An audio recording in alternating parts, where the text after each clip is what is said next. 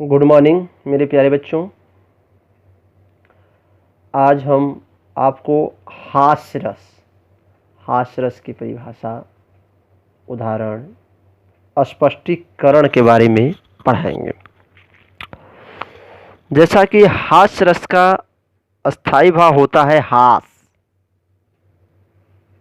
हास। इसकी हम परिभाषा देख लेते हैं। पहले परिभाषा हम बोलचाल की परिभाषा जो है उसको हम देख लेते हैं। वेश भूषा, वाणी, चेष्टाओं आदि की विकृति को देख कर हृदय में विनोद का जो भाव जागृत होता है उसे हास्य रस कहते हैं। अर्थात किसी की वेशभूषा का पहनावा या विचित्र ढंग का कार्य करने से जो हृदय में आनंद का भाव होता है उसे हम हास्य रस कहते हैं। हास्य रस का स्थायी भाव हास होता है। देखिए, लेकिन यहाँ एक परिभाषा और है जो परिभाषा है भरत मुनि ने दिया था। वह परिभाषा है जहाँ काव्य में विभाव, अनुभाव तथा संचारी भाव के संयोग से अस्थायी भाव हास उत्पन्न होकर रस के रूप में पुष्ट होता है उसे हास्य रस कहते हैं।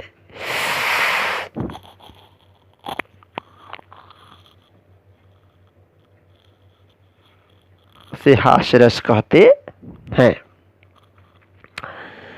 मतलब कि यहाँ देखिए, भरत मुनि ने जो परिभाषा दिया है वहाँ जैसे कहा विभाव, अनुभाव तथा संचारी भाव तीनों के संयोग से जो अस्थायी भाव हास उत्पन्न होता है उसे हम रस कहते हैं।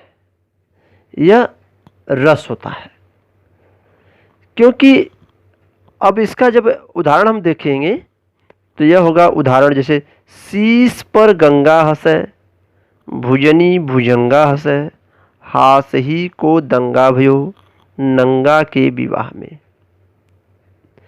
शीश पर गंगा हंसे, भुजनी भुजंगा हंसे, हास ही को दंगा भयो नंगा के विवाह में।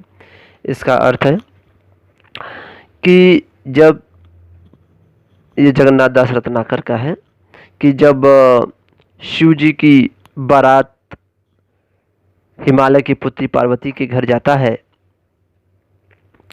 तो शिव जी की जो बाराती थे या शिव जी की जो बनावट थी इतनी विचित्र ढंग की थी, उनके पहनावा ऐसे थे, उनके बाराती इतने बेढब ढंग के थे, भूत पिशाच जानवर इत्यादि ऐसे थे कि उन सब चीज़ों को देख करके वहाँ बारातियों में पूरी तरह से हंसी का माहौल बन गया।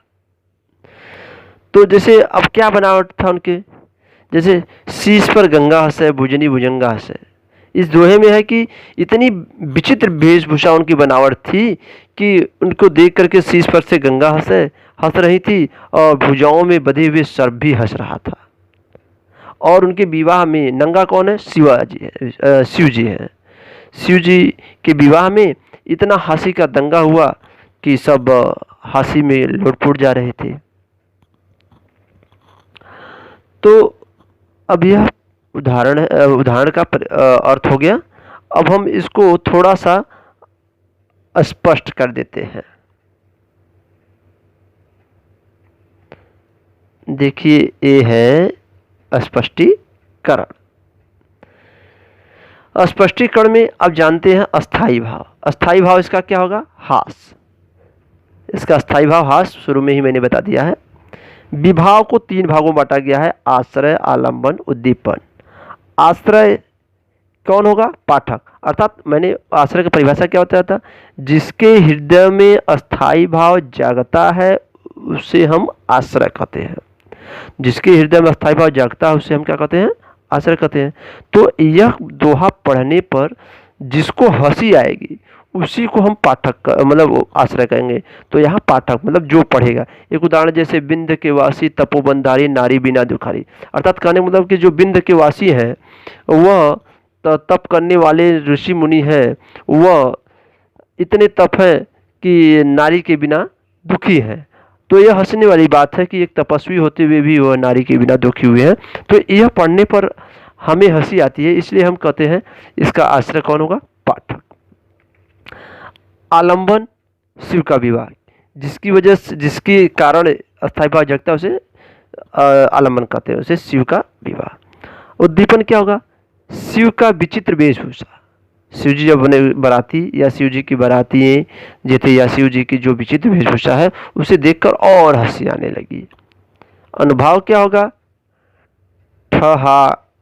ठहाका होना चाहिए, ठहाका, ठहाका,